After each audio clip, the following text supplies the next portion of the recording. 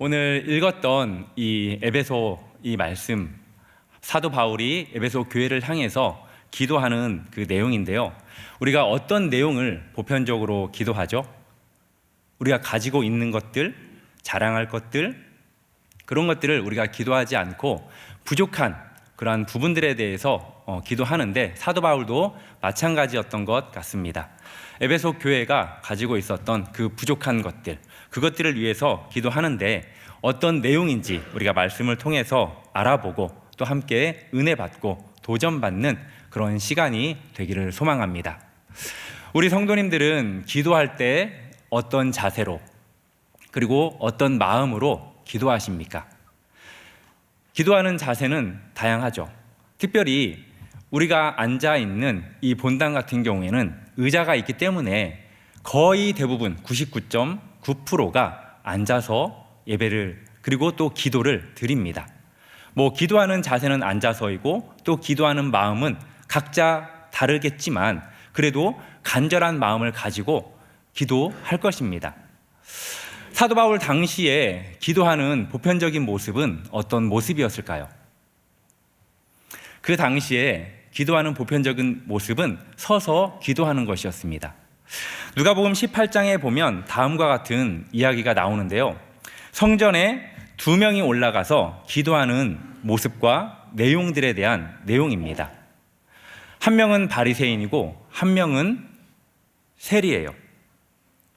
바리새인은 자신이 가지고 있었던 그 기도의 제목들을 하나님 앞에 이렇게 아뢰입니다. 하나님, 나는 다른 사람과 같지 않습니다.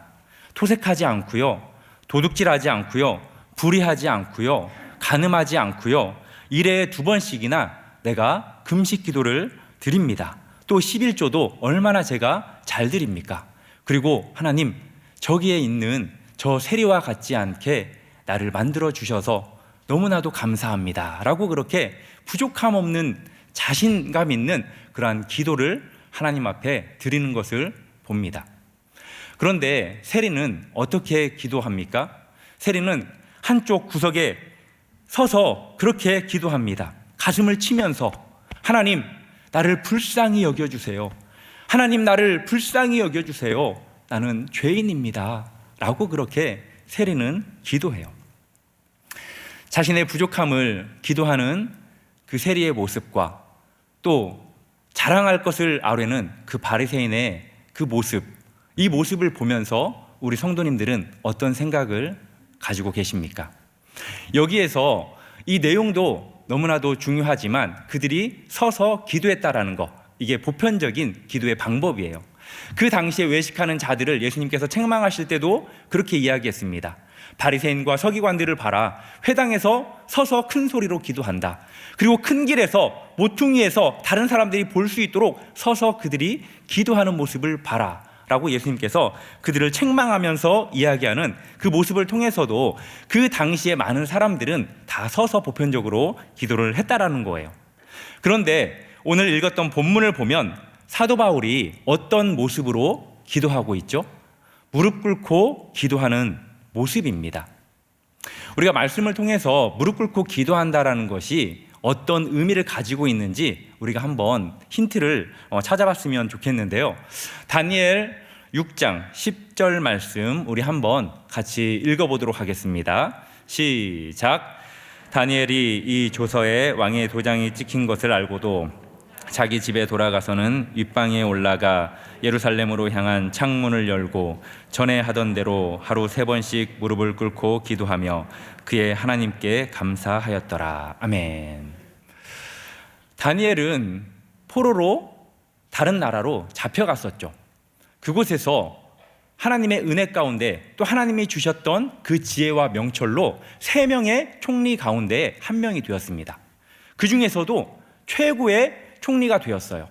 다리오 왕에게 인정을 받았습니다. 그래서 모든 나라를 다스리고 통치하는 그 권한을 부여받았어요.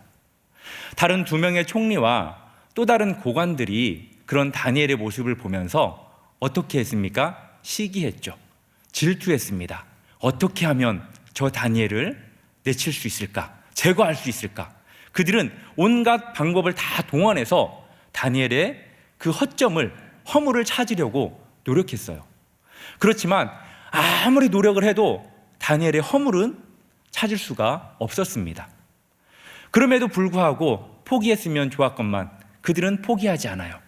어떻게든 다니엘을 제거하려고 온갖 구상을 방법하다 보니까 한 가지 묘책을 그들이 찾아냅니다.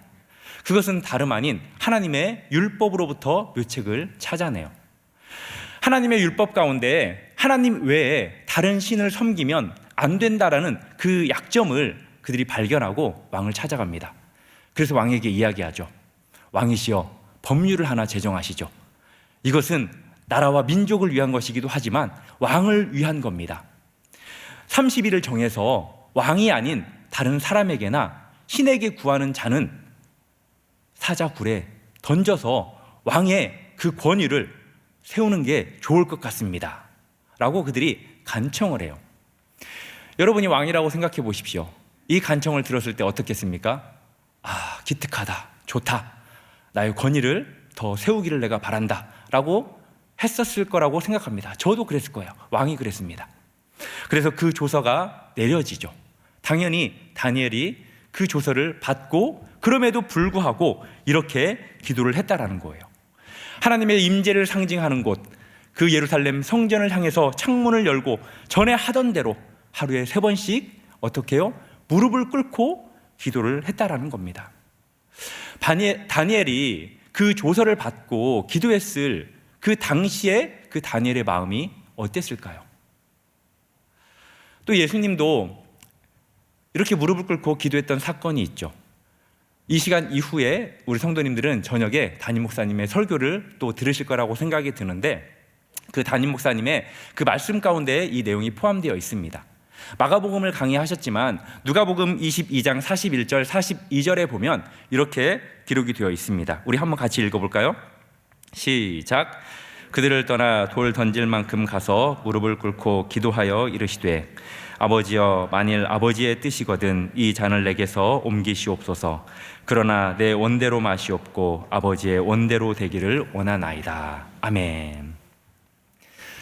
예수님께서 이제 십자가에 달려 죽기 전에 마지막으로 하나님 앞에 간청하는 내용이에요. 십자가의 죽음을 향해서 걸어가는 그 예수님의 마음, 그 마음이 어떻겠습니까?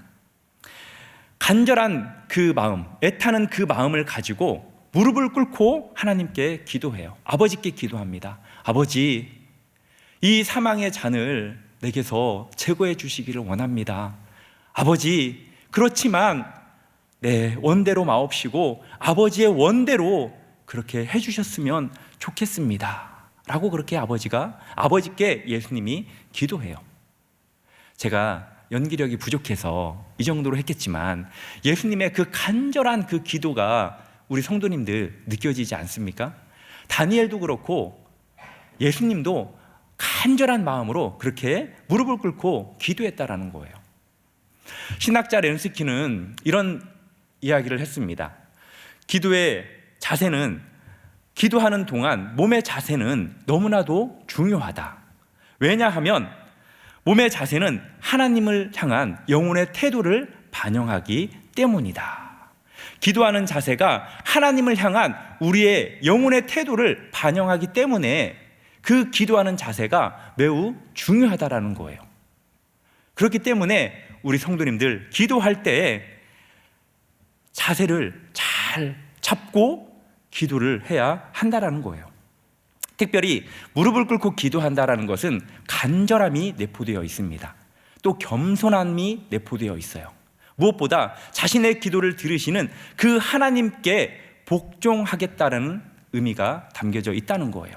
다니엘도 그렇고 예수님도 그렇고 이 기도가 응답되든 응답되지 않든 나는 복종하겠습니다 라는 그러한 마음을 가지고 무릎을 꿇고 기도했다라는 거죠.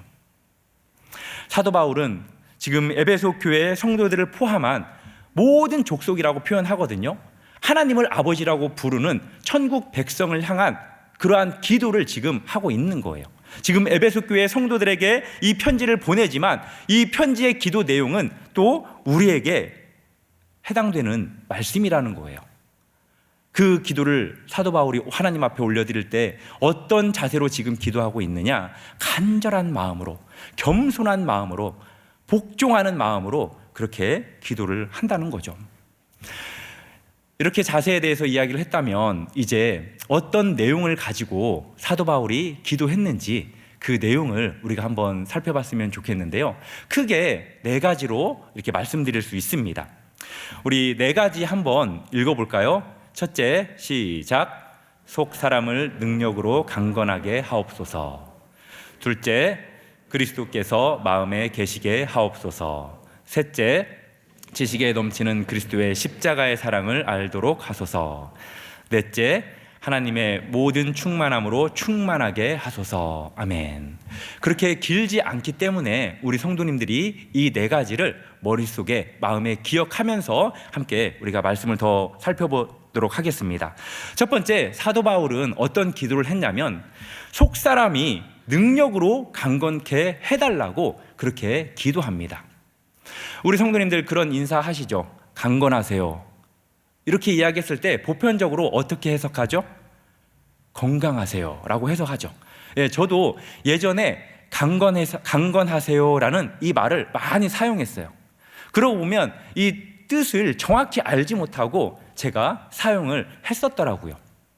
그런데 제가 이 말씀을 준비하면서 최근에는 다른 지인들에게 강건하세요라는 말을 자주 사용하고 있지 않구나라는 것도 제가 발견했고, 이제 이 말씀이 끝나고 나면 다른 사람들한테 또 인사를 한다면 내가 강건하세요라고 인사를 해야 되겠구나라고 생각을 하게 되었습니다. 우리는 흔히 강건이라는 말을 건강 이쪽으로 생각을 하는데 그 반대는 뭐라고 그러면 생각을 하죠? 약함, 연약함이라고 자연스럽게 생각할 수 있지만 사도 바울은 그런 의미로 지금 이 단어를 사용하지 않았어요. 어떤 의미로 이 단어를 사용했냐면 13절에 나와 있는 그 말씀을 통해서 우리가 알 수 있는데 제가 읽어드리겠습니다. 13절. 그러므로 너희에게 구하노니 너희를 위한 나의 여러 환난에 대하여 낙심하지 말라. 이는 너희의 영광이니라. 이 강건이라는 말을 이 사도 바울이 사용할 때 낙심이라는 말 때문에 사용하게 되었다라는 거예요. 사도 바울이 얼마나 많은 환난을 당했습니까? 복음 때문에 당한 환난은 이루 말할 수가 없어요. 그가 전하는 그 모든 복음의 길마다 그가 겪었던 환난은 많았어요. 매를 많이 맞았죠. 그리고 돌로도 맞았어요. 강의 위험이 있었고요. 바다의 위험이 있었습니다. 그리고 광야의 위험도 있었고요. 강도의 위험도 있었습니다. 이방인의 위험도 있었고 또 자기의 동족 유대인으로부터 위험도 받았어요. 너무나도 많은 환난을 받았습니다. 그런 이야기를 들으면 우리 성도님들은 어떨 것 같아요? 사도 바울이 이랬더래, 저랬더래, 이렇게 힘들었더래, 이런 환난과 고초를 당했더래 라고 듣는다면 우리 성도님들은 힘이 난다. 그래, 그렇게 복음 전하는 게 맞지. 나의 삶을 그렇게 나도 살아야 되겠다라고 생각하실까요? 아니면 걱정된다. 당연하지 않습니까? 걱정되죠. 사도 바울이 복음 때문에 그렇게 환난을 당했던 것이 그들에게는 낙심이 되었어요. 그렇기 때문에 사도 바울은 그들에게 이렇게 이야기합니다. 하나님, 그들의 속사람, 그들의 마음을 강건케 해주기를 원합니다 라고 그렇게 기도를 하는 거예요. 우리 옆에 분 아는지 모르는지 모르겠지만 옆에 분 살짝 한 번만 쳐다봐 주시겠습니까? 네, 어떻습니까? 뭔지 몰라도 약간 낙심의 표정이 발견되죠. 옆에 분에게 이렇게 한번 축복했으면 좋겠습니다. 강건하시기를 축복합니다. 졸려 하시는 것 같아서 잠깐 인사를 나누었습니다. 그런데 우리가 어떻게 하면 강건해질 수 있을까요? 우리의 속사람이 어떻게 하면 강건해질 수 있을까요? 사도 바울은 강건해질 수 있는 그 방법이 다른 데 있지 않고 성령을 통해서 가능하다라고 말씀하고 있습니다. 성령님은 우리의 영혼을 새롭게 하시는 분이에요. 우리의 영혼을 힘있게 하시는 분이 성령님이십니다. 하나님을 굳게 믿을 수 있는, 의지할 수 있게 만드는 그 일을 하시는 분이 성령님이시고 환난 가운데서도 우리에게 기쁨을 주시는 분이 성령님이에요. 어려운 일 다 겪어봤잖아요. 힘든 일 다 겪어봤잖아요. 그리고 우리가 어떻게 그것을 뚫고 나왔습니까? 기쁨으로, 감사로 뚫고 나왔잖아요. 누가 그렇게 우리의 속사람을 강건케 했죠? 우리 스스로입니까? 아니면 엄마 때문이에요? 아빠 때문이에요? 자녀 때문입니까? 그럴 수도 있겠죠. 그렇지만 한 걸음 더 깊이 들어가서 살펴보면 우리 안에 계시는 성령님, 그분을 통해서 우리가 그 환난 가운데서도 강건함을 유지할 수 있었다라는 것을 발견하게 될 것입니다. 우리는 속사람도 있고 겉사람도 있어요. 우리에게는 두 개 다 있습니다.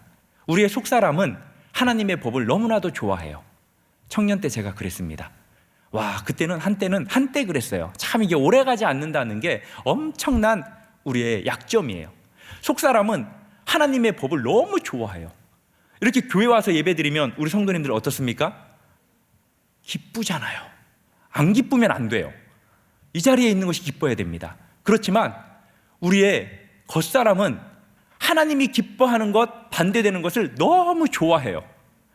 그래서 이 기쁨도 이 교회를 떠나가면 어떻게 되죠? 바로 속사람은 다른 데 보내버리고 겉사람의 삶을 바로 살게 돼요. 그러다 보니까 하나님이 좋아했던 그 모든 것들을 다 싫어하고 하나님이 싫어하는 그것들을 너무나도 좋아합니다.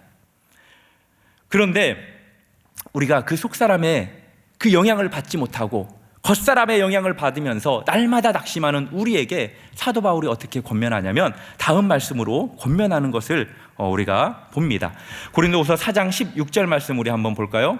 고린도후서 4장 16절 말씀 우리 함께 읽겠습니다. 시작. 그러므로 우리가 낙심하지 아니하노니 우리의 겉사람은 낡아지나 우리의 속사람은 날로 새로워지도다. 아멘.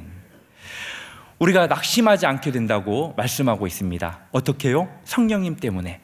우리의 속사람이 날마다 강건해지면 우리의 겉사람은 어떻게 될까요? 후패하게 된다라는 거예요. 우리의 겉사람이 후패해질 때, 후패해짐으로 인해서 우리의 속사람이 강건해질 수 있다라는 겁니다. 사랑하는 성도 여러분, 성령의 능력으로 우리의 속사람이 더욱더 강건해지시기를 주님의 이름으로 축복합니다. 이제 두 번째 기도는 예수님께서, 그리스도께서 너희 마음에 있게 해달라고 사도 바울이 기도하는데요, 우리가 다 예수님을 마음에 모시고 있습니다. 우리 마음에 예수님을 모실 때 우리가 무엇으로 예수님을 마음에 모셨죠? 밑자로 시작하죠? 믿음입니다. 네, 믿음으로 우리가 예수님을 마음에 모셨어요. 그래서 믿음이 매우 중요합니다. 우리는 믿음이 중요하다라고 여겨요. 그런데 잠깐 한번 질문을 드려볼게요. 제가 그냥 컵을 들려다가 말씀 준비는 컵으로 했는데 제가 담임 목사님 다시 물 마실 것 같아서 제가 종이컵으로 준비했습니다. 이 컵이 중요할까요? 이 안에 있는 물이 중요할까요? 컵도 중요하고 물도 중요하죠. 그런데 우리가 가지고 있는 믿음, 우리 마음을, 우리 몸을 믿음이라고 한다면, 이 컵이라고 한다면 이 안에 담겨져 있는, 우리 안에 담겨져 있는 분은 누구죠? 하나님, 예수님이에요. 우리 몸도 중요하고 우리 안에 있는 예수님도 중요하죠. 그런데 한 걸음 더 들어가서 생각해 봅시다. 우리는 영원합니까? 예수님은 영원합니까? 그렇게 생각하면 우리는 그렇게 중요하지 않아요. 믿음은 예수님을 담는 그릇에 불과합니다. 믿음도 중요하지만 그 안에 계신 예수님이 더 중요하다고 말씀드리고 싶은 거예요. 우리가 없어도 예수님은 계세요. 우리는 불과 이 땅에 살면서 100년 삽니다. 100년 좀 더 앞으로 살아가실 텐데 예수님은 영원해요. 우리가 없어도 이전에도 계셨고 지금도 계시고 앞으로도 장차 계실 분이 예수님이십니다. 사랑하는 성도 여러분, 우리 자신을 너무 사랑하지 않으셨으면 좋겠습니다. 우리보다 더 예수님을 사랑하시고 그 예수님을 마음에 모시는 저와 우리 성도님들이 되기를 주님의 이름으로 축복합니다. 예수님이 우리의 마음에 계신다는 것, 이것은 임재를 의미하고 거주를 의미해요. 예수님께서는 우리 마음을 어떻게 삼으셨냐면 신혼방으로 삼으셨어요. 그리고 신랑으로 우리 마음 가운데 임재하시고 거주하시는 분이십니다. 우리는 결혼해서 신혼을 살면서 서로를 떠나는 그러한 사람들을 보게 됩니다. 그렇지만 예수님께서는 한 번 우리 안에 거하시면 떠난다, 안 떠난다? 안 떠난다는 거예요. 이게 우리 기독교, 특별히 우리 합동 측, 우리 신학이 가지고 있는 너무나도 아름다운 하나님의 은혜입니다. 어떤 사람이 신방에 있을 때 이런 말씀을 하시더라고요. 예수님을 믿고 예수님과 함께 그렇게 너무나도 행복한 나날들을 보냈답니다. 자신의 손과 예수님의 손을 맞잡고 그렇게 행복한 삶을 살다가 어느 순간부터 예수님이 아닌 세상의 기쁨과 즐거움의 낙을 누리다 보니까 예수님과 함께 맞잡은 그 손이 부끄럽더라고 하더라고요. 그러면서 세상의 낙을 버릴 수가 없어서 예수님의 손을 내가 놓아야 되겠다라고 하면서 자신의 손을 이렇게 펼쳤더니 예수님께서 자신의 손을 붙잡고 있었던 게 아니라 손목을 붙잡더래요. 그 말이 무슨 의미입니까? 우리는 예수님을 버릴 수 있어요. 떠날 수 있습니다. 우리의 죄 때문에, 우리의 원망 때문에, 불평 때문에, 우리의 고통과 괴로움 때문에 예수님을 그렇게 놓아버리고 싶어라 하지만 예수님께서는 절대 우리를 놓지 않으신다라는 거예요. 사랑하는 성도 여러분, 예수님은 사랑으로 우리에게 뿌리를 내리고 털을 굳게 잡고 힘써 우리를 지켜주시는 분이라는 사실을 믿으시기를 바랍니다. 우리 안에 계시는 예수님은 절대 떠나지 않아요. 우리의 처지와 형편이 어떠할지라도 예수님께서는 항상 우리를 붙잡고 우리 안에 내주하신다는 그 사실을 믿으시기 바랍니다. 그리고 사도 바울은 이 에베소 교회 성도들이 무엇을 알기를 원하는 기도를 올려드렸냐면 하나님의 사랑을 알기를, 그렇게 깨닫기를 기도했습니다. 여기에 보면 사도 바울이 모든 성도들과 함께 깨달아 알기를 원한다라고 그렇게 말을 하는 것을 볼 때 에베소 교회 성도들 가운데 일부는 하나님의 사랑에 대해서 잘 알지 못했던 것 같아요. 그들이 하나님의 사랑보다도 추구했던 것은 다름 아닌 지식이었습니다. 왜냐? 사도 바울이 여기에 지식과 사랑을 비교하거든요. 이 지식이라는 말을 사용할 때에 사도 바울은 누구를 염두해서 이 말을 했냐면 영지주의자들을 염두해서 이 말을 하게 됩니다. 영지주의자들이 추구했던 것은 지식이에요. 자신들이 가지고 있는 그 직관, 그 지식을 통해서 하나님을 다 알 수 있다라고 말합니다. 그리고 그 직관을 통해서 구원에 이르는 그러한 방향으로 자신들이 걸어갈 수 있다라고 그렇게 생각을 했던 거예요. 그런데 사도 바울은 이 지식을 넘어선 것이 있다. 이 지식을 통해서만 진정한 하나님을 알 수 있고 이것을 통해서 구원에 이를 수 있다. 이것을 알아야만 한다라고 말하는 것이 무엇이냐면 바로 하나님의 사랑이라는 겁니다. 지식은 교만하게 하지만 사랑은 모든 허물을 덮는다라는 그런 말씀이 있지 않습니까? 지식은 유한하지만 또 사랑은 영원합니다. 그리스도의 사랑을 알았던 사람들의 이야기가 있습니다. 그들은 예수 그리스도를 자신의 구주로 믿는다는 그 고백 때문에 죽음을 겪었던 사람들인데요. 나폴레옹이 스페인 그 종교 재판소에 감옥을 부수고 지하 감옥의 문을 열었습니다. 그랬더니 그곳에 많은 시신들이 있었던 거예요. 많은 시간이 흘렀기 때문에 뼈만 남았겠죠. 그런데 그 뼈 위에 어떤 것들이 있었냐? 바로 착고와 쇠사슬이 그곳에 있었습니다. 그들이 바로 착고에 묶여서 쇠사슬에 묶여서 죽임을 당했다라는 거죠. 그런데 그 감옥 안에 한쪽에 어떤 그림이 있었냐? 십자가의 그림이 있었습니다. 그리고 그 십자가 사방에 스페인어로 글귀가 적혀 있었어요. 위쪽에는 높이, 아래쪽에는 깊이, 왼편에는 넓이, 오른편에는 길이라는 글귀가 적혀져 있었습니다.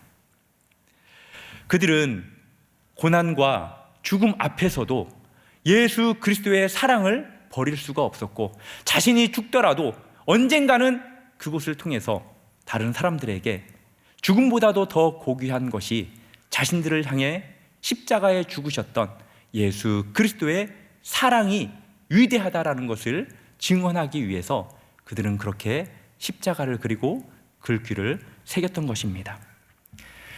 우리 주변에 십자가가 얼마나 많이 있습니까? 십자가 목걸이 계신 분, 십자가 목걸이 한번 집에 가실 때 다시 한번 이 의미를 새기셨으면 좋겠습니다. 십자가 곳곳마다 볼 때 높이와 깊이와 넓이와 길이를 글씨로 적든지 입으로 고백을 하면서 예수 그리스도께서 나를 위해서 이렇게 죽어주셨구나, 그 사랑에 감격하는 저와 우리 성도님들이 되기를 바랍니다. 마지막으로 사도 바울이 기도했던 내용인데요, 하나님의 모든 충만함으로 충만해져야 된다라고 그렇게 말씀하고 있습니다. 그렇게 기도했어요.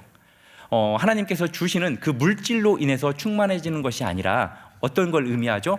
우리 성도님들 잘 아시겠죠? 하나님 자체, 하나님 당신으로 충만해지는 그 충만을 의미합니다.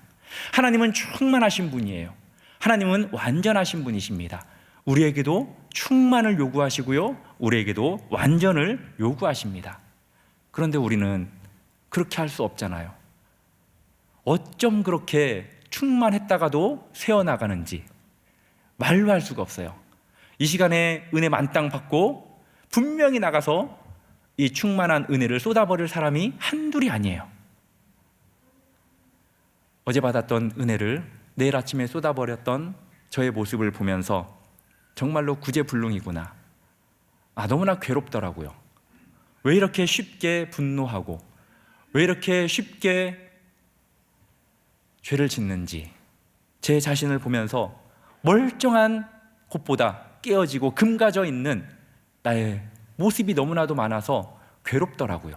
이 문제를 해결할 수 없기 때문에, 우리 스스로 충만할 수 없기 때문에 하나님께서 어떤 방법을 택하시죠? 누구를 택하시죠? 예수님을 택하십니다. 사도 바울이 지금 이 말씀을 하고 싶은 거예요. 너희들이 충만을 원하느냐? 충만케 되기를 원한다. 누구로 가능하느냐? 바로 예수님을 통해서 가능하다라고 그렇게 말하고 있는 것입니다.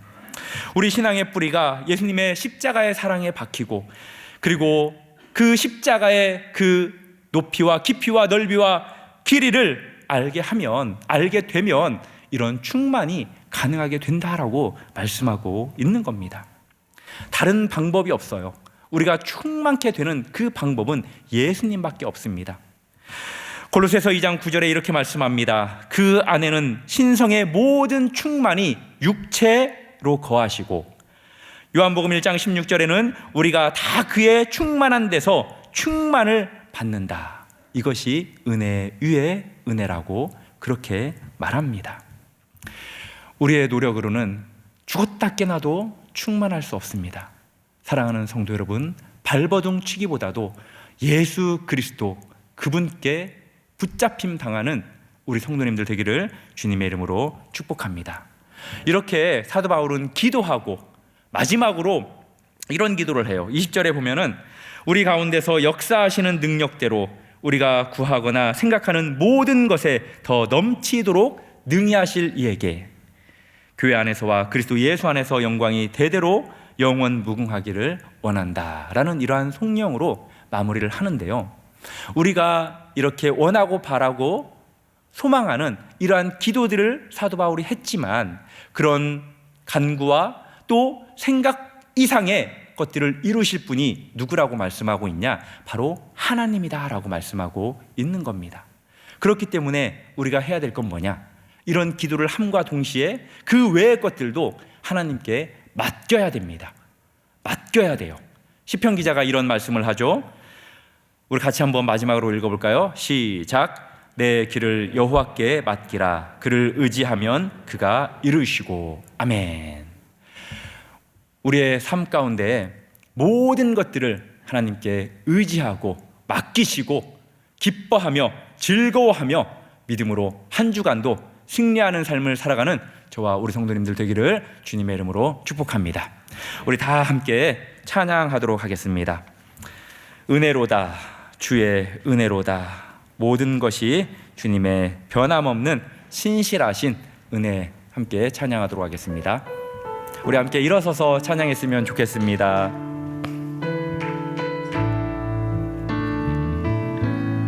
시작됐네.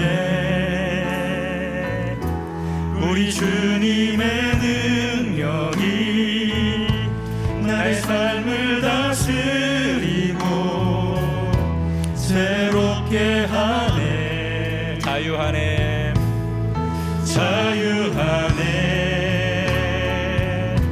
죄와 사망으로부터 나의 삶은 변하구나. 충만한 우리 처음부터 고백하겠습니다. 시작됐네. 시작됐네. 아멘. 우리 주님의 능력이 나의 삶을 다스리고 새롭게 하네. 자유하네. 죄와 사망으로부터 나의 삶은 변하구나. 충만하네. 손 들고 찬양하겠습니다. 은혜로다, 은혜로다. 주의 은혜. 주의 은혜 한량없네. 주의 은혜 은혜로다. 주의 은혜 변함없는 신실하신 우리 다시 한번 고백합니다. 은혜로다, 주의 은혜. 은혜로다. 주의 은혜 한량없는 주의 은혜 은혜로다. 주의 은혜 변함없는 신실하신 주의 우리 함께 두 손을 들고 하나님 앞에 함께 말씀을 생각하며 받은 은혜를 생각하며 결단하며 기도하기 원합니다. 우리가 네 가지를 위해서 기도했으면 좋겠습니다. 무엇보다도 성령의 능력으로 우리의 속사람을 강건하게 해달라고 기도합시다. 그리고 예수 그리스도께서 우리 안에 늘 계셔달라고 그렇게 기도하시고요. 지식보다도 그리스도의 그 십자가의 사랑을 온전히 알게 해달라고, 그리고 하나님의 그 모든 충만함으로 내가 충만하여서 이 땅에서 승리하는 삶을 살게 해달라고 우리 주님의 이름 한번 잡고 기도하도록 하겠습니다. 주여!